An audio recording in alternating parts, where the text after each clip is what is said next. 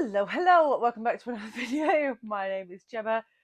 This is Rudy's Butt, and we are going to try and predict the Women's Prize for Fiction Shortlist 2023 today. So, I am notoriously bad at picking things like this. However, we're going to give it a whirl, mainly because I had FOMO watching everyone else's. So, full disclosure, I haven't read all of the books. It's still on my to-do list. I'm hoping to get through the entire long list before the winner is announced, and I will do a rankings once I've completed them. But obviously, time is a kicking on, and the shortlist is due to be announced on Wednesday, early doors Wednesday morning. So I thought we'd just give it a whirl. I've read 7 out of 16, DNF 2, and I'm currently reading 1. So if you can add, that makes 10. So I've still got 6 untouched. However, I still do have some opinions because obviously everyone's talking about it. So I'm not going to go into huge amounts of detail on these books, particularly around synopsis, because I mean, BookTube is flooded with this stuff, right? So I'm just going to give you my gut feel, like from right down in the gut. So from the 7 that I have read and 2 that I've DNF'd, there are only 2 that I actively want to be on the shortlist. And I call this a predictions, but this is a wish list, really. This is me trying to manifest my desires to the Women's Prize judging panel. We'll see how well that goes. But the first one, the obvious one, the one that I think everybody is predicting to be on the shortlist is, of course, Demon Copperhead by Barbara Kingsolver.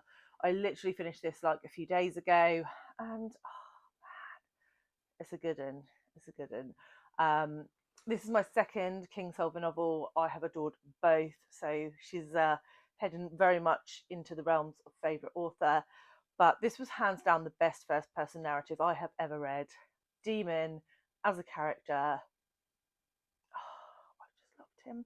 I just wanted to pick him up and cuddle him, give him a roast dinner, and it was just exceptional. From the very first page to the very last page, I was so invested in his story, and if it doesn't make it through, I think there's going to be a lot of angry bookish people out there. I actually, I'm going to say it right now, this is my one that I want to win the whole thing. I think it absolutely deserves to win, which would make Kingsolver the first woman to ever win it twice. Well deserved. The other book, which was actually a bit of a surprise in how much I loved it, was The Bandit Queens by Perini Schroff. So this was just so much fun. It covered really serious issues around misogyny and the caste system, domestic violence, but with this undertone of dark, sarcastic, dry humour that I just ate up. And I adored it. I just adored it. I have a solo review for that one. I'll link it below. But I really like to see that on there. Perini Schroff is a debut author. So yeah, she absolutely deserves a spot in the top 6. Then we have the one that I'm currently reading, which I'm actually going to predict for the shortlist, and that is Memphis by Tara M. Stringfellow.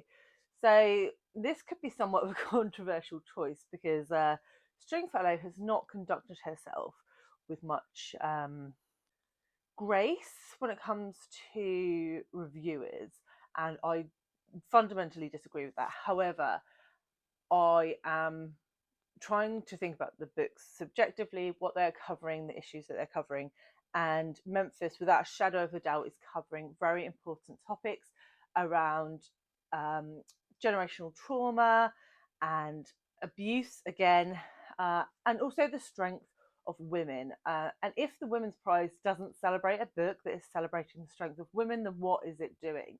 So I really want to see this one on the list because I think it is just covering off a lot of really important topics. It actually has a dedication at the beginning to George Floyd's daughter, which was pretty heartbreaking to read, and it just shows how relevant this book is in today's era of racism. So I would like to see that one on the list. The next two I'm going to pick are the two that I haven't read but that I am most anticipating, and I've been anticipating them since the list was announced, but I have purposely left them towards the end of my reading experience to give myself a high to finish on, should we say. And from the reviews that I've seen, they really will be a high. And those two are Wandering Souls by Cecile Pinn, looking at the immigrant experience, which is also super topical at the moment, particularly in the UK, with the arseholes that we have in government. And the other is Black Butterflies by Priscilla Morris, which looks at the Sarajevo War, which is not really an area of history that's very well covered, particularly here in the UK. Both of those books are absolute Gemma catnip in the topics that they are addressing. So I am expecting both to be at least 4.5, if not 5 stars for me. And so obviously I would like to see them on the shortlist. So I've got one spot left. And if I'm honest, given the books that I've read and the books that I've got left to read, none of them are particularly jumping out at me for final spot. And so I'm going to go with the one that I think possibly has, I don't know if this is the right way to phrase it, but the most merit outside of my personal reading taste, and that is I'm a Fan by Sheena Patel. So this is a book of obsession. It covers the social media age. I don't know too much more than that. It's a really short novel, but I know that it's Scott at Gunpowder Fiction and Plot. It was like his favourite, I think, from the long list.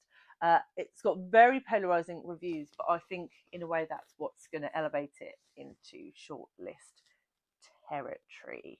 So this is a super short video because I'm sure you're sick of watching everybody's predictions, but those are my six. Those are my six. We will see in a couple of days' time how wrong I am. But really, the main one I'm going to be pissed about is Demon Copperhead. If that doesn't make the shortlist, I'm going to be fizzing, mate. Fizzing. So, yeah. If you are unaware, myself, the lovely Alice at Alice and the Giant Bookshelf, and Charlie from Charlie Book Reads are hosting throughout the Women's Prize season the Women's Prize Plot Along, where basically you can come along, talk about Women's Prize books, read Women's Prize books, talk about pizza or avocados. And so I will leave a link to the announcement video with the details, but we're doing lives every week. So come along, talk to us, let us know whether you were annoyed by the shortlist. We will be reacting to that on Wednesday evening, 8 p.m. UK time. So I think that was everything I needed to cover. I'd love to know what the 6 books are that you think are going to get through, and I will see you very soon with another one. Bye, guys.